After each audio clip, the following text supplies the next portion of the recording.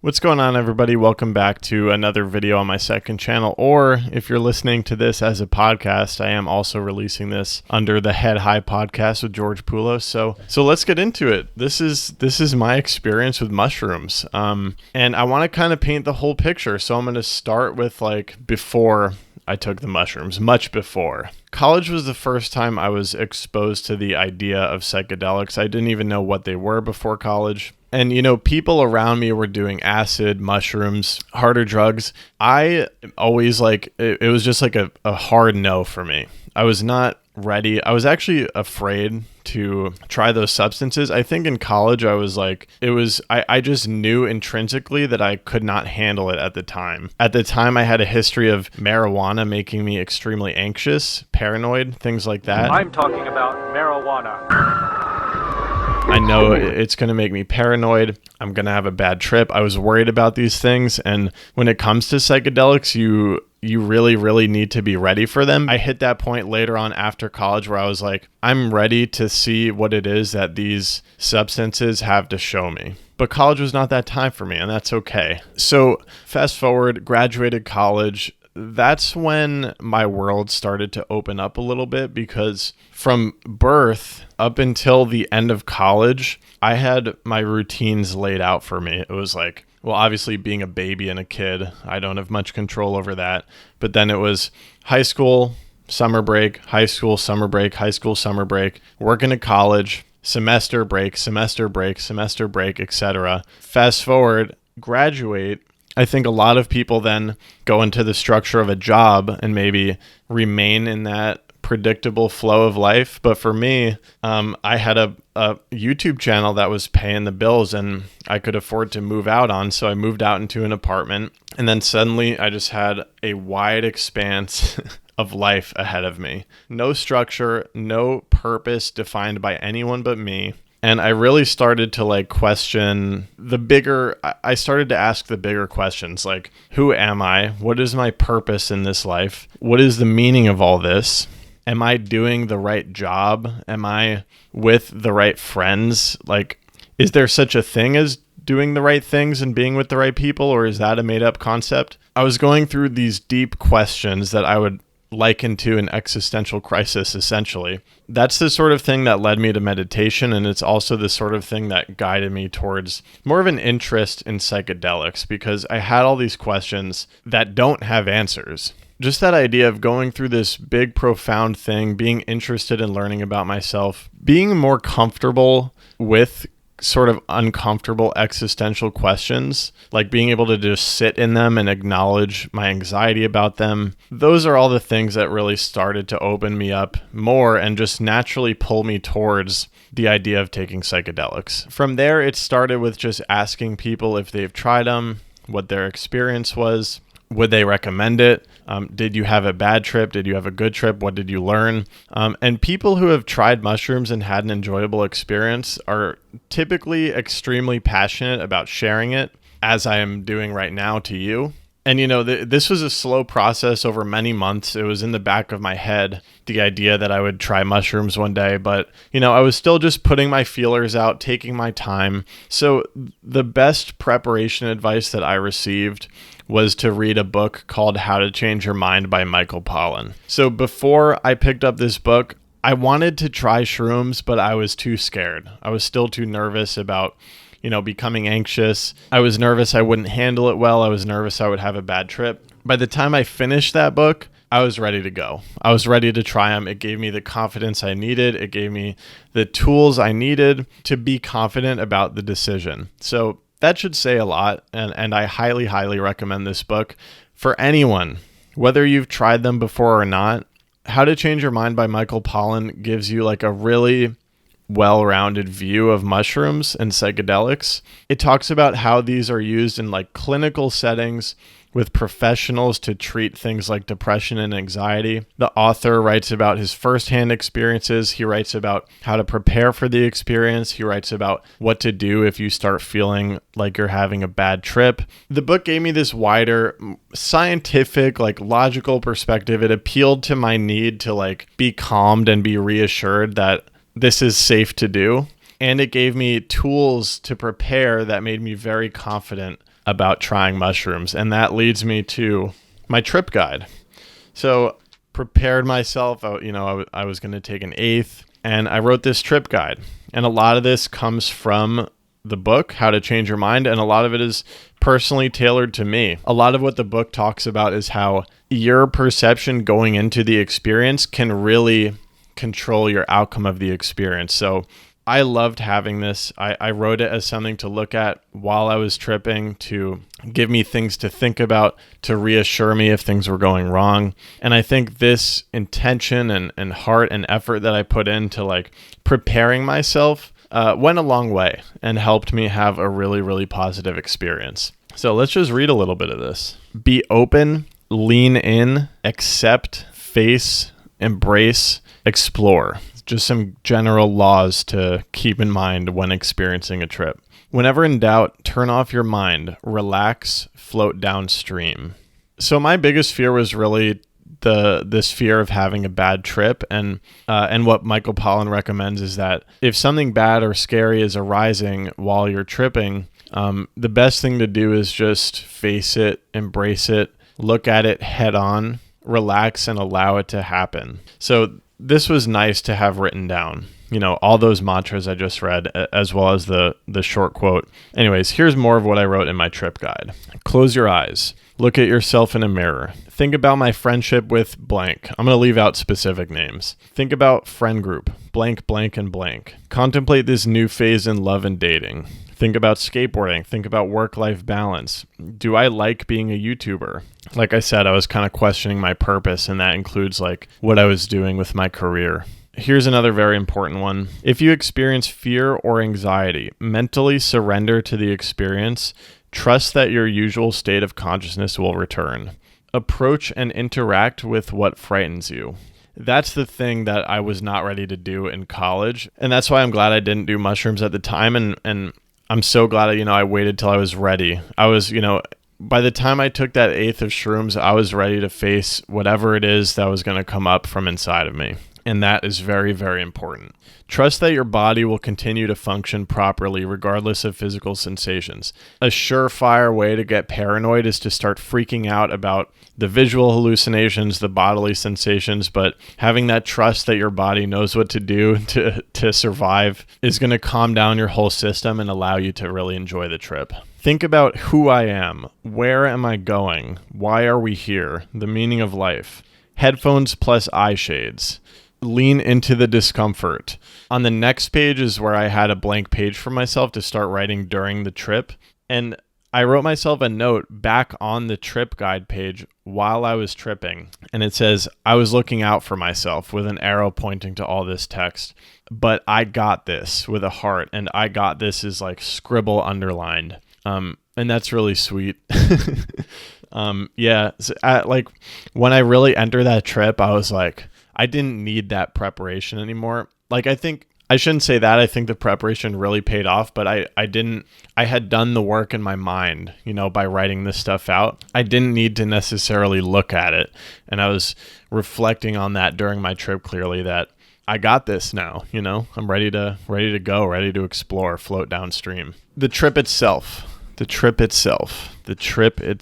I took a full eighth of shrooms with two of my best friends, in their apartment, an environment I felt very safe and comfortable in. I'd been to many times before. It was a ground floor apartment in Brooklyn that had a backyard, access to different rooms and environments, inside, outside. That ended up playing a nice role. I really appreciated that. It's very important, as the book will tell you, to be around a supportive environment where there's no weird dynamics, but a environment of love and trust. It's definitely a great idea to have a trip sitter. We did not, which went fine for us, but I do recommend it. I can't recommend enough being in a safe environment. You don't want to be around people who play ego games or, for example, for me, I knew I was going to need some alone time to just think during this experience. So I could not have done it with people that like can't handle that I need space sometimes. So, I wanted to be around people who I could straight up say, hey, I want to be alone for a second. And, no questions asked about that. And, I was with people who could grant that. being in a loving, supportive, safe environment set things off on really the right foot. And yeah, like I said, when I did a little bit of a lower dosage in the park, I didn't like having strangers around. It was just too much for me at the time. I think it really depends where you're at mentally, but I definitely prefer it, especially as a newer user of shrooms. I definitely prefer like feeling very, very safe and comfortable. That applies to environment as well as the people I was doing it with. And again, I think having a trip sitter would have aided in that feeling as well. I have a lot of trouble eating disgusting things, so for this one, and another thing, they recommend you take these on an empty stomach, but I just knew that wasn't going to work for me. So I ate a bowl of Cheerios that morning. I ended up blending an eighth of shrooms into a blender and mixing it in with a mango smoothie, and then I drank the whole smoothie. So glad that I ingested them this way. This is how I did it both times. Shrooms taste absolutely disgusting in my opinion, and there is a possibility of nausea, and it happens to a lot of people when the trip starts coming on. I really wanted to avoid that. Like that could be one of those bodily things that is more difficult to handle and to be able to trust your body while you're like throwing up. So, I ate food beforehand, even though it's not really recommended if you want to have that full experience, although I definitely still had that full experience. Blending it up, making it really pleasant to ingest was definitely a plus for me. And then we waited. I would say it took about 30 minutes for me to start feeling things. And like I said, it started with tingling sensations in the arms and the legs, faster heart rate, definitely like a feeling of a rush of excitement. First, it was like nervousness about the body, but once I just accepted that it was happening, there was a rush of excitement. At that beginning phase, I always question whether it's a placebo or whether it's actually happening. And here I was writing about this experience. There was this journal page that I took during this trip. It started very chronologically. I have 3 sections where the time is labeled. So at 1:24 p.m., I write, tingles in my arms, still have more smoothie left, faster heart rate, a bit shaky. 1:53 p.m., body is very, very, very light, hard to grip pen, light, tingles, smiley. You could see in the words I'm starting to lose my linear coherence, and I wrote the word bobblehead. Then the last timed entry that I wrote was at 2:09 p.m. blank sick. So one of us may have been throwing up. I can't remember. Tingles more intense. Physical high is powerful, and it makes me laugh. I definitely remember things start in the physical realm. And it was very enjoyable. Lighter feeling in the body. I definitely remember the ground started waving. It was my first visual hallucination. Actually, if you guys have seen that movie that just came out called The Worst Person in the World, there's a psychedelic sequence, and the way it depicts the visuals were actually exactly what I experienced on the floor, that waviness in the floor. And so in this entry, my lines they're not as tight. They start spacing out. They're windy. They're not quite in the right place. So I write, looking at blank and blank makes me laugh. Sound world. I'm going to trust now. So after I wrote that, I'm going to trust now, that's when it was really settling in. I remember on multiple times I was like holding all my stuff, and my friend pointed this out to me too during the experience, that I always have my stuff, my backpack, my journal, my water bottle, these things that make me feel comfortable. And at the time, they kind of represented just like how high school gave me structure, college gave me structure, skateboarding gave me structure. I found myself in a place where my structure was my journal, my water bottle, my backpack. I would always bring around these things with me that gave me a sense of being grounded. And I remember at some point I just dropped it all and surrendered to the experience. And that's when it really started to let in. So I felt like I knew the answer to everything. It all made sense. All those questions I was wondering about, they were all answered to me during that time.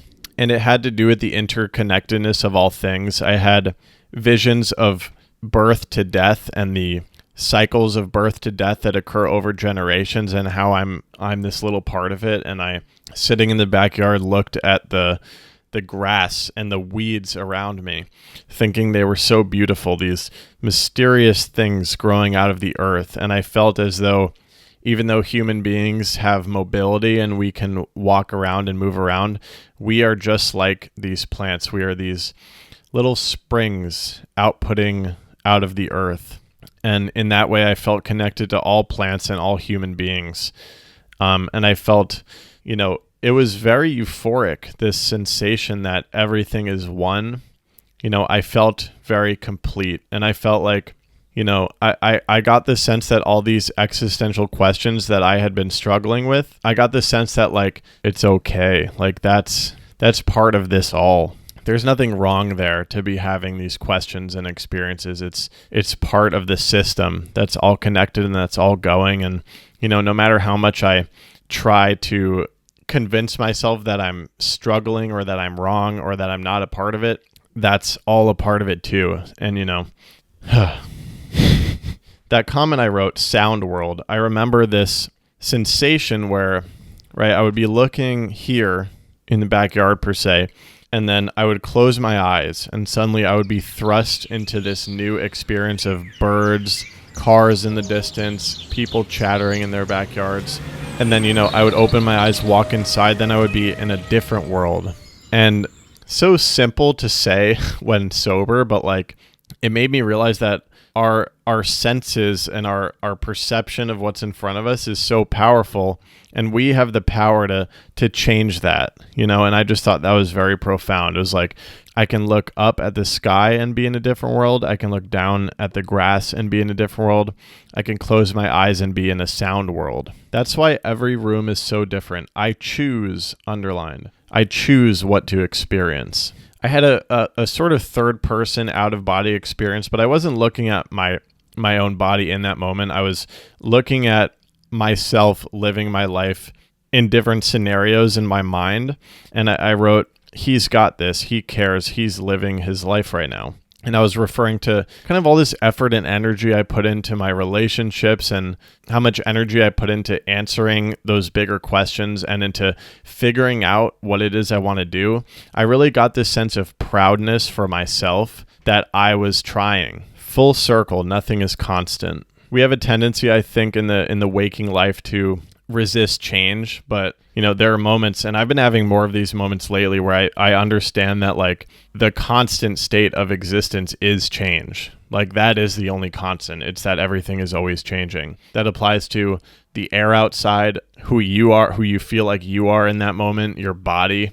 Life is change, Earth is going around, spinning around. It's always changing. And we carry a lot of resistance to that, I think, in the waking life. But, this helped me understand that it's all always changing. You might as well accept that. Here I wrote I didn't call this a poem at the time. I was just writing what I was experiencing, but now it looks like a poem. All of life coming into my body at once. It's all connected, us to everything and each other. But it's so overwhelming, so we cry. I remember just sobbing, just absolutely sobbing, but being so happy. I was sobbing because I knew the answer. I understood everything.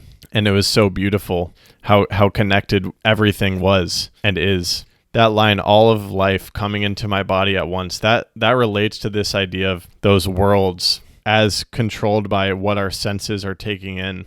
I remember seeing my body as this, usually you think of your eyes, your mouth, your ears, and your nose as the senses, but I was seeing my whole body as this thing that is able to take in the world, to experience the world. And then, it gets transmuted in my mind and becomes my reality. But this incredible power of the body to let the world come in, there was something that felt so profound about that for me. Not just my hearing and my sight, but it's like happening right now, like my arms are taking in information and my legs and my feet. So I had some pretty incredible visual hallucinations. So I was writing in this page and I wrote this down. The words are dancing around the page as I write. What does it mean? I don't know what it meant, but it was pretty freaking cool. So I would like start writing letters and then each letter would float around the page. And it was so, that was just cool. Not gonna lie. That was just really cool. I experienced my thoughts outside of me against the side of the building. Yeah, so I remember this was a really cool experience. I was sitting in the backyard, maybe listening to music, and I looked on against the wall of the apartment building, and I saw this jumble of lines, just this jumble of lines moving around like a doodly animation, and I interpreted that as my thoughts. It was like my thoughts left my head in that moment, and they were visually available to me against the wall as this floating animation of squiggly lines.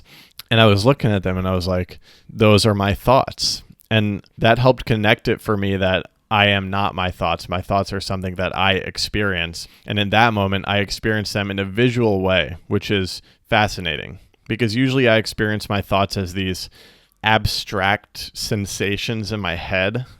So that was cool. The shrooms are nothing in themselves. They bring out what is inside of me. The body takes everything in. Let go. I try to control, to know, to understand. What if you let go? That's a nice one, you know. I think of my, like I keep saying this, like this thing where in college I had my routines and I loved being in control of how my life looked. And even now, you know, I have this routine of posting content and seeing friends and, you know, making sure I go outside, and it's this world I create that makes me feel comfortable. And during this trip, you know, I got a glimpse of that fact itself, that this is something I do. I create this narrow, it's not a bad thing. It's just something that happens in the human mind, for me at least. I create this narrow set of rules and routines and rituals and items that give me a sense of control, and that makes me feel good. You know, holding on so tightly to your world that you've created in your head, it can be so draining sometimes. What if you did just let go? I went on to get let go tattooed on my arm. And then you can tell I'm coming down because I go back to writing the time. This is now 4:52 p.m. So I remember coming down was absolutely really cool because it wasn't depressing. You know, a lot of the times when you do drugs, whether it be alcohol, weed, or other drugs, the come down is depressing because you're so high, you're so up there, you're having such a great time that when you come down, you're like, you start immediately missing this. But the come down with shrooms, it was like, here's one plane, the reality plane, and here's another plane, the shrooms plane. And it's not like this one is superior, even though there's a lot of euphoria involved. It's more that there's different planes. And so my come down was, it wasn't like this slow return to reality. I actually experienced this waving back and forth between the planes. And what I experienced when I dipped back into the reality plane was I had all these new insights, lessons, and knowledge. Like I said, the closer I got to the reality plane, the less I was able to exactly articulate what I learned. But I knew that I had experienced it, so I knew that there was something deeper there, and that I kept with me, and that I would continue to seek in my waking life. And, you know, you could see this. I wrote, "I'm coming back!" exclamation point. It's exciting, underlined. And you know, I start synthesizing. We create our realities like this for a reason, because so much of them bring us happiness. Aside from survival, we need happiness. We can't always take in all of the universe, but it's there. That's a nice way to look at it. I think during the trip is like I was able to, my whole body was taking in so much, and it was so profound and beautiful, and it taught me so much. But maybe it's not realistic to always be in that state. And so that's why we carve out these routines and we find our things and our people and our places that give us a sense of being comfortable and happy, because it's not realistic to always take in the whole connectedness of it all at once. Or maybe it is possible. And maybe in the plane of reality, we can still inch towards that feeling of connectedness. You know, maybe this was just one step in my journey towards that. Who knows? That experience, particularly of that third person experience where I witnessed myself living life, going on dates, asking existential questions, and then seeing my thoughts against the wall, those experiences have really stayed with me, because now when I'm experiencing things, especially when I get tense and anxious and I'm really attaching myself to the outcomes of things, I'm more able to take a step back and realize that I'm observing all of these things happening to me. It's not me. It's not so tense, you know, it doesn't have to be. There's a place to access where I'm actually the observer of it all. And that's a calm place. It's always a calm place, no matter how intense the present experience is, which is a powerful idea that I'm still trying to figure out how to really integrate into my life. You know, sometimes I fear it's a place of withdrawal, you know, a separateness. I don't think it is, and I'm trying to reconcile that still. I will say I enjoy accessing that observer place in the sense that I suffer a lot less with the trials and tribulations of life. I'm able to go through them more calmly. Blank and I looked at my phone on the ground in the forest, and by forest, I was referring to the grassy backyard. What is that? It's nothing, but we do connect with our families and people we love. We feel them in our minds. So just, you know, in addition to this overall profound experience I had, there was like more acute questions being answered. And every question you have while you're tripping, you have access to this new perspective. And there's a beautiful diagram in How to Change Your Mind about, there's a diagram of the brain that shows like that different parts of the brain are connecting that weren't before. So it makes sense scientifically why you're able to answer questions in these new lights and why you're able to have all these realizations. Something really special we did towards the end of our trips is me and my friends who I was having this experience with, we wrote each other a page of notes in each of our journals. So I have a note from each of them in my journal. I wrote a note to each of them in their journals. Very special experience of gratitude for my friends there. Okay, so now we're at 7:21 p.m., probably very, very close to reality, maybe still catching glimpses of the trip here and there, but generally, you know, settling back in to this plane of existence. And I remember at this point, I was really trying to get this all down because I felt it like almost slipping away in a way, like that direct access to those answers was slipping away. So I was trying to get this all down. So now we're at 7:21 p.m. and I write, much closer to reality now, but still tripping a bit. Wow, those visuals when the words moved. Oh my God. The body remembers. Skating was so natural. Actually, yeah, towards the end, there were some tray flips that went down.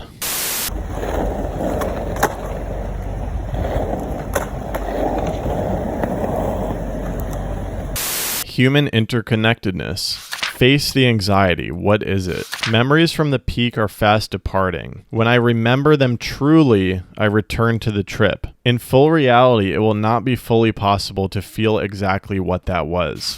I felt my brain, senses mixing, colors powerful. I got my stuff.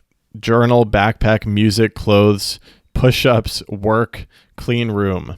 My stuff helps me be okay with life. That's okay. I'm returning to my comfortable little world.